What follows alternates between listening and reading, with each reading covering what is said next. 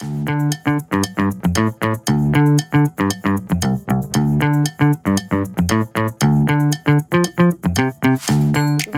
zovem se Marijana, radim u Aurodomusu 8 godina, trenutno radim kao voditelj južne regije.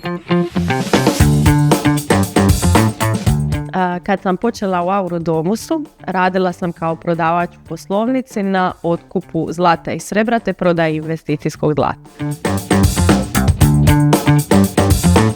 Kao voditelj južne regije brinem o tome da cijela regija, svi zaposlenici, sve poslovnice obavljaju svoje zadatke kako treba te da su maksimalno zadovoljni s radom u poslovnici. Mrskih zadataka nemam. Stvarno mi je od samog početka rada u Aurodomusu sve bio izrazito zadovoljstvo raditi, ali zapravo najomiljeniji zadatak funkcija je sama komunikacija sa djelatnicima koji su nakon stvarno odrađenog nekakvog zadatka ili nečega zadovoljni mojim vodstvom.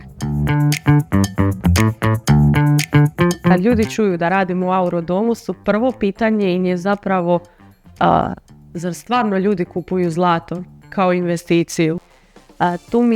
Tu mi je velik kušt objasniti ljudima da zapravo veliki broj ljudi ulaže u to i da je to dugoročno najsigurnija investicija. Ljudi bi trebali doći raditi u Aurodomus zato što je Aurodomus jedna mala, velika obitelj mladih i uspješnih ljudi. Dođite raditi kod nas gdje je vesela i opuštena atmosfera i gdje imate tim ljudi uz sebe i iza sebe.